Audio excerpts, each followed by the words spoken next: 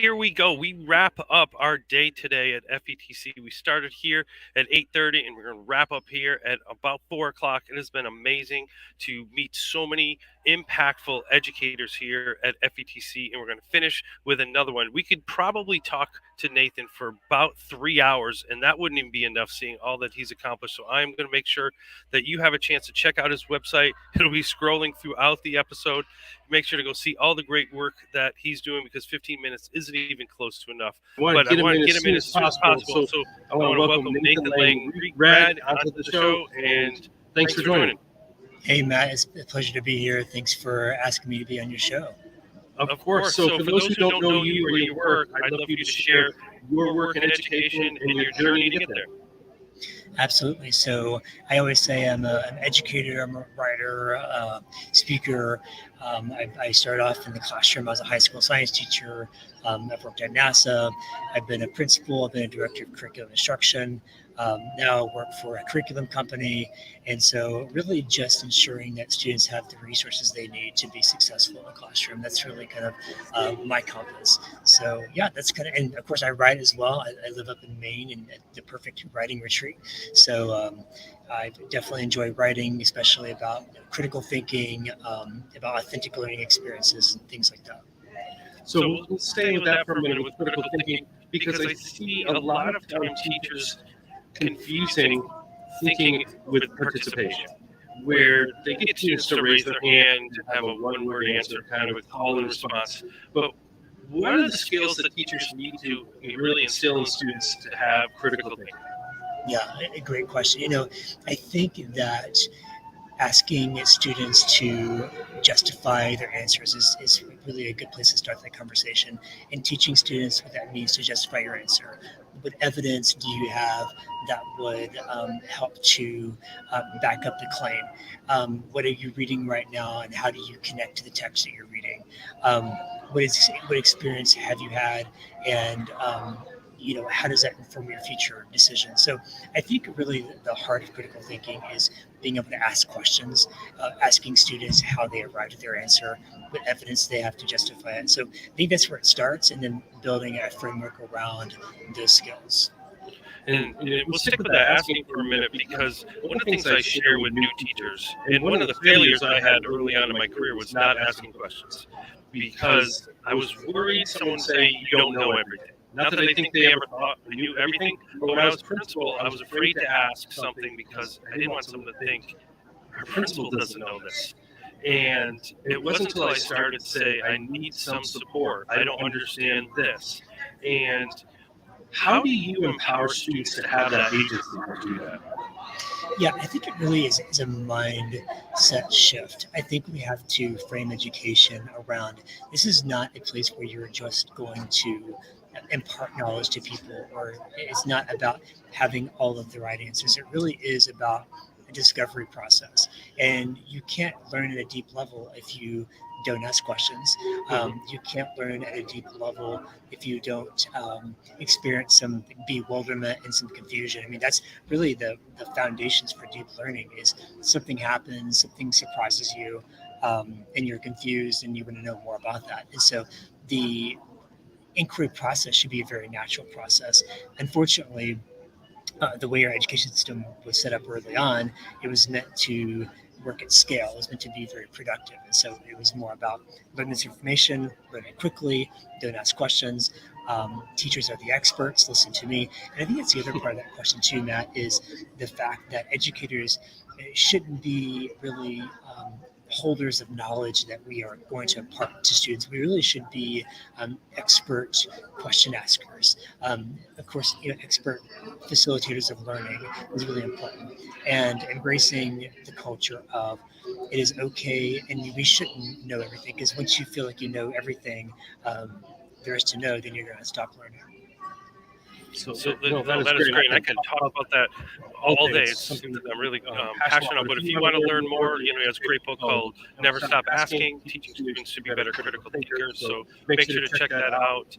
And Nathan talked about living in Maine. And I think after Stephen King, you might have the second most published book of Maine residents. So check out the website, see all the great work that Nathan has shared with us, and but one I'm going to talk about for the event here at FETC is about instructional coaching. So when you support or mentor educators to be instructional coaches, what are some of the foundational skills you share with them? Yeah, well, it's a great segue, Matt, because asking questions is definitely one of those foundational skills. And additionally, coaches are chosen because they are experts in the field. They are chosen because they have demonstrated success in the classroom. And so many times, teachers feel that coaches should know everything. And so they go to coaches for advice and support, which is great. And you should go to your coach for advice and support. But really, one of the most foundational parts of coaching is building a relationship and establish early on that as a coach, I am here as a support. I want you to be truly you as a teacher. I'm not going to try to change anyone's practice. I don't want to change anyone's personality. I want to be able to take your practice and find out your goals as a teacher and be able to partner with you to help you achieve those goals. So that's really the crux of coaching. And the book that you just showed, the Structural Coaching Connection, I use an analogy of a connectome, and that's a brain pathway. Is the analogy I like to use, like science analogies. And so, as coaches, that's really important that we're able to connect different facets of the educational environment and be able to help teachers make those connections for students. Yeah, and one piece I want to one follow up on that. When you look at the subtitle, it's not about the actual skill itself that you're writing about. It's about building the relationships. So, why is that a critical part of being a good instructional coach? I mean, I will say yes. There are skills embedded. There are skills around collaboration, skills about how to have crucial conversations. I didn't mean like there weren't skills, meaning like you were writing about how to teach them a specific computer skill. Yeah, absolutely. The reason why relationships are important is because if we want teachers to have an authentic, open, just free flowing communication, we have to nurture that relationship. The teacher has to understand that I am truly their partner. If they think I'm just doing a job, if they think I am just there to fix something or fix them, then we're not going to have a true kind of deep, authentic coaching teacher relationship. So really, relationships are the hallmark of a good coach teacher relationship or and framework. And I think most coaches, before they even do a coaching cycle, has to focus on nurturing and building relationships before a coaching cycle can even be impactful or effective. Awesome. So make sure to check out the website. There's a second book about instructional coaching too called Everyday Instructional Coaching. So check that out, as well as books about math, unit planning, even a wee video every day. Some work with that, and around the art and science of teaching.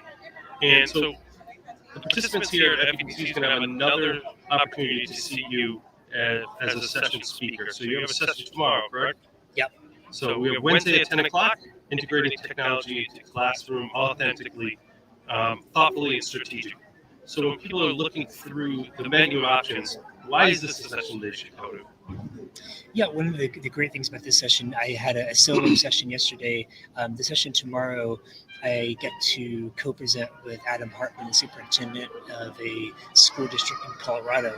And their school district really took technology implementation to a very deep level. It wasn't about tools. It wasn't about here's a brand new tool to try.